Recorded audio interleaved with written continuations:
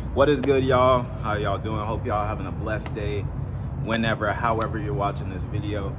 Today's video, as you can tell by the title below, yes, below, right? We're going to be talking about order. We're going to be talking about godly order. We're going to be talking about, excuse me, my tongue is not doing this thing right now. We're going to be talking about the order of God and essentially what that looks like to prioritize the kingdom to bring it down to earth, and what that looks like and how to do it, right? So I got my notes, and we're back in the parking garage, under the parking garage, in the parking, whatever. So order, we're gonna be talking about order. Order is very important. Why is order very important? It is important because if we make something out of order, we may not even make what we're intending to make, right? Or we may make something that doesn't even work at all, right? If you try to put a dresser out of order, what do you end up with? You might end up with an upside down table. You don't know what you're gonna end up with, right? So we might even make something that works, right? You might get the dresser you wanted, but it might not operate or work at the potential that it's supposed to operate at. So you might end up making a dresser, right? You might end up making a dresser, but the drawer don't pull out right. You know what I'm saying? It's making a skrrr every time you try to pull it out. Why? Because you didn't follow the order. You feel me? So we're gonna be using Haggai, right? If you haven't read Haggai, I believe it's only a 3-chapter book. Go read it. It's nice. Read it in the ESV. I recommend if you haven't read it before. King James is a little harder to understand. I'm not gonna force you to read something that's harder to understand. What's the point in reading something? I mean, your spirit will read it, obviously, but like, what's the point if you don't understand, right? Well, you can't get wisdom, you can't apply the knowledge if you never understand it. So, well, that's what we're here for right now. That's what we're gonna help you with too. The Holy Spirit is definitely gonna help you out right here. So Haggai, verses 3 through 8, it pretty much, I gotta remember now because I wrote these notes a while back and I don't remember. So I'll just explain the entire story of Haggai really quickly since we got the time. It's not like y'all are going anywhere. You clicked on this video. You saw how long it was going to take. Don't look at me. So, all right. So, in the story of Haggai, the people were building a temple, or they were rebuilding a city. And in that city, there was the Lord's temple. It was there. And they're rebuilding the temple, yes, or they should be, right? But they also have to rebuild their homes. So the people are rebuilding the city, and as they're rebuilding the city, they start to realize, or I don't even think they realize, a prophet, Haggai, comes along and says, hey, you guys are building all these things, you're building your homes up, but there's one thing you're not building up. You're not building up the temple of God. You're building up your homes. God says through Haggai, why is it that your homes are being built up and my temple lies waste? Right? My temple's sitting there to dwindle out and die, and you're building your homes up. And because of that, God was causing their pockets. Essentially, one of the verses says, it's like you've been putting money into a bag with holes in it. Right? So they've been sitting there, they've been building, they've been striving, they've been working, they've been doing what they're supposed to do. But there's one thing that they didn't do, and that's they didn't prioritize the temple of the Lord before they prioritized their own homes. So it's not that building their own homes was a bad thing or that it was something that they shouldn't have been doing, but it's the fact that they did it before God.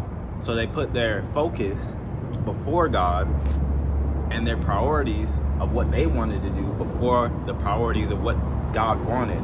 And if you look back, even though it's Old Testament, it's still the process of putting the kingdom from heaven down on earth.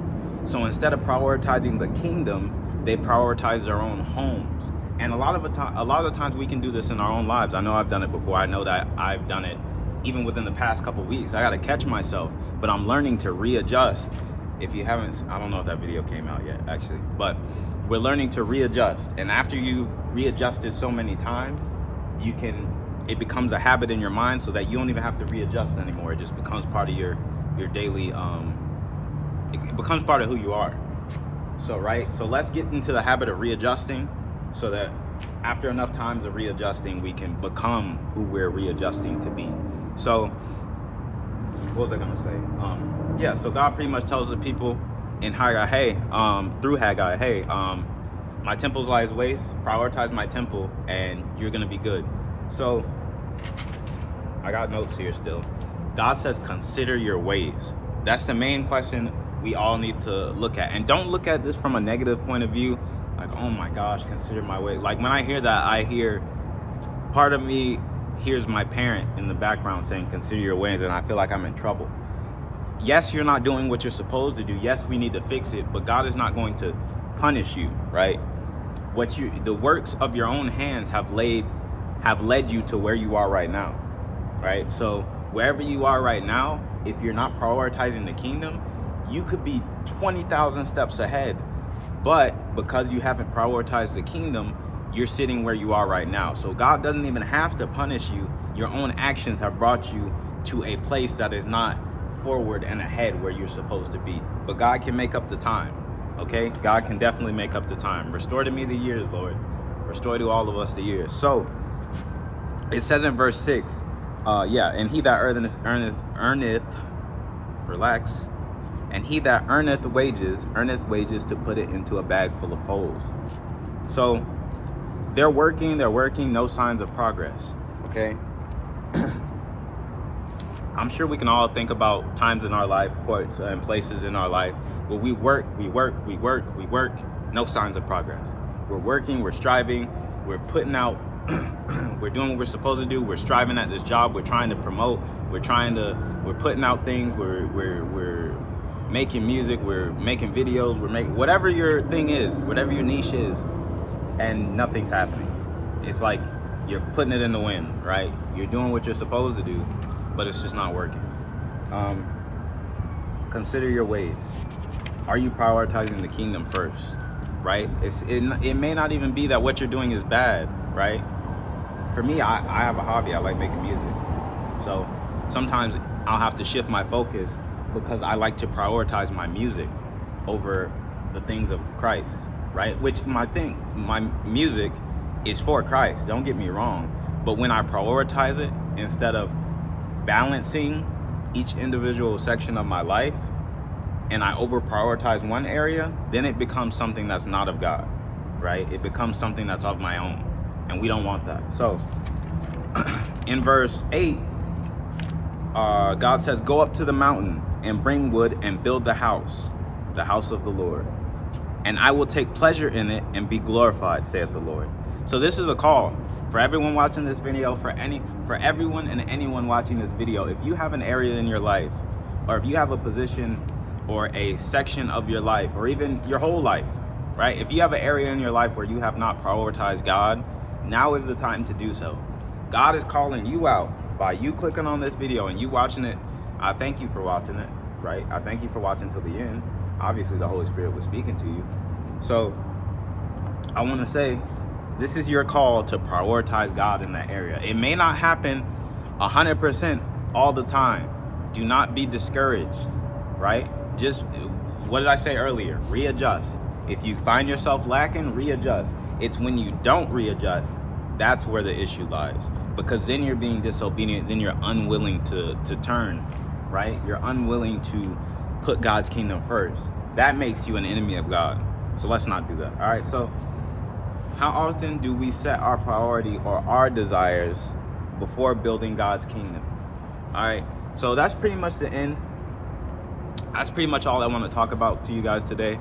I want to get us a conscious focus and awareness of where God's kingdom is. Sorry, I got a notification. Where God's kingdom is in our life, right? If it's not before our priorities, if his stuff isn't on top, let's make it on top. If you're prioritizing something that you want really bad and you've kind of neglected some things, let's go back to the things we've neglected that are from Christ, okay? All right. I love y'all. Hope y'all learned something. Hope y'all got it. I pray that the wisdom that was in this video rests on all of our hearts, and I pray you guys have a blessed day. I love you. Keep striving for the kingdom, and peace.